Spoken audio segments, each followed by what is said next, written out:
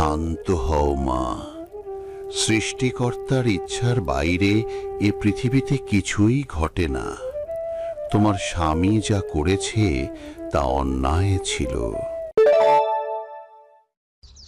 সূর্য ডুবুডুবু, চারপাশ ধূসর হয়ে আসছে। সিধু কাঁধে কুড়াল নিয়ে ক্লান্ত পায়ে বাড়ির দিকে ফিরছিল। হঠাৎ বনের এক কোণে একটি অদ্ভুত প্রাচীন গাছ দেখে সে থমকে দাঁড়ায়। গাছটি দেখতে শুকনো মনে হলেও তার গায়ে এক অদ্ভুত আভা। উফ, অনেকটা পথ হাঁটা হলো। এই শুকনো গাছটার একটা ডাল নিয়ে যাই, অন্তত আজ রাতের রান্নার জ্বালানিটা হবে। সিধু কুড়াল উঁচিয়ে গাছের একটি ডালে জোরে কোপ দেয়। অমনি চারপাশ কেঁপে ওঠে এবং এক বিকট চিৎকার শোনা যায়। ধোঁয়ার কুণ্ডুলি পাকিয়ে সামনে এসে দাঁড়ায় জাদুকরি বুড়ি। থাম মূর্খ মানুষ, তোর সাহস কত!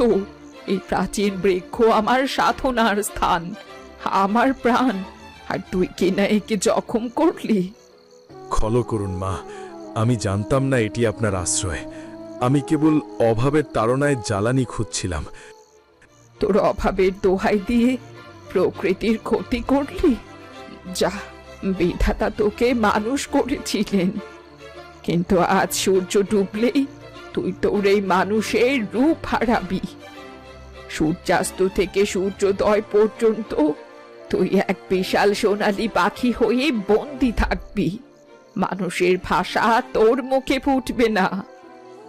না, এমন করবেন না মা।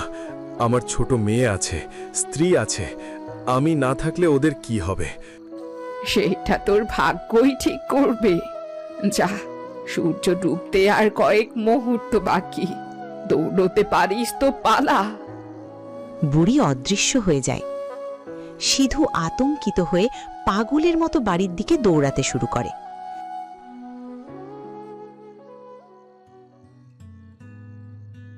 মা, বাবা আজও দেরি করছে কেন?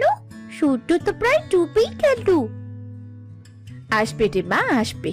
হয়তো মাঠের কাজে দেরি হয়েছে, তুই ভেতরে গিয়ে বই নিয়ে বস।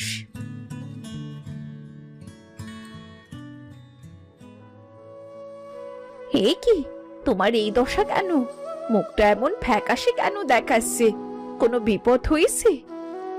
মিথিলা, আমাকে ঘরের ভেতরে নিয়ে চলো। আলো নিভিয়ে দাও। আমার খুব ভয় করছে। আমার শরীরের ভেতরে কেমন যেন হচ্ছে। বাবা, তুমি অমন করছো কেন? রানী, তুই ভেতরে যা মা। মিথিলা, জানলা দরজা বন্ধ করো। বিধাতা, এ কি পরীক্ষা তোমার? ওগো, ওগো, তোমার কি হয়েছে? তুমি এমন কেন করছো?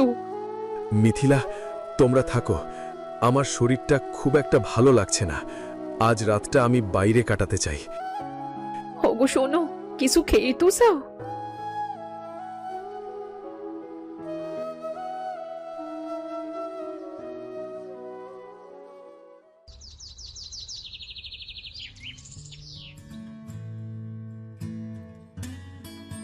মিথিলা, শুনছো? আজ থেকে আমি রাতে বাড়িতে থাকব না।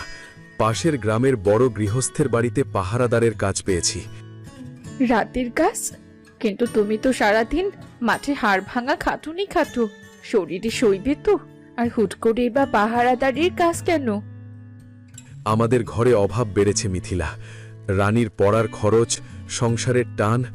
বিধাতা জানে আমি কতটা চাপে আছি। রাত জেগে পাহারা দিলে বাড়তি কিছু টাকা আসবে।